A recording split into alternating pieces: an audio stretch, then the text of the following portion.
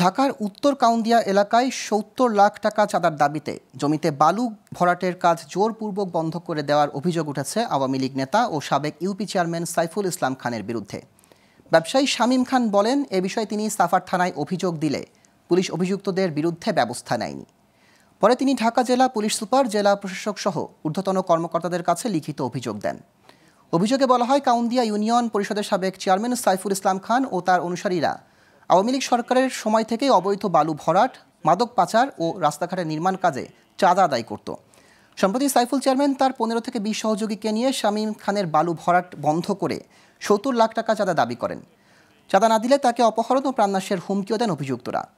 এ বিষয়ে suffer model থানার OC Jewel মিয়া বলেন, বিষয়টি জানার পর স্থানীয় পুলিশ ফাঁড়ির ইনচার্জকে প্রয়োজনীয় ব্যবস্থা নিতে বলা হয়েছে।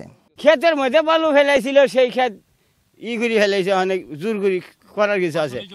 ফসলের জমি মালিকে কার জমি করে খাও, ওখানে আমরা গরিব মানুষ যিনি ভাও পাই সিনু করে খাই, অনেক জায়গা জমি নাই, কিছু নাই, কথা বোঝেন নাই। আবার দহলেও আসিল, এই যে পাঁচ পাহি জমি আসিল, একজনের কইছে যে তুমি গরিব মানুষ করি খাগা, ওখানে করি খাইতে আসি, দেখা যায় যে ফটকরি বালু ফেলাই দিল, ওখানে মালিকে খবলে ফেলাইলো, যখন আমি কি করবো। আমরা একটা বান দিয়েছিলাম ২০ এলাকা জুড়ে, সেলিম, কামরুল, ওরা ওই আমাদের বেড়িবাঁধের ভিতরেই বালি জোর করে এক প্রকারের জোর করে ফেলানো। ওনাদের একটা গ্রুপ বান দিছিল বহু টাকা খরচ করে, বহু বড় এরিয়া নিয়ে বান দিছে। বান দেওয়ার পরে ওনারা মাল ফেলাইছে, বহুত দিন মাল ফেলাইছে। মাল ফেলানোর পরে ওনারা টাকার জন্য কাজটা কিছুদিন অফ রাখছিল। অফ রাখার পরে কাজ করতে পারে নাই।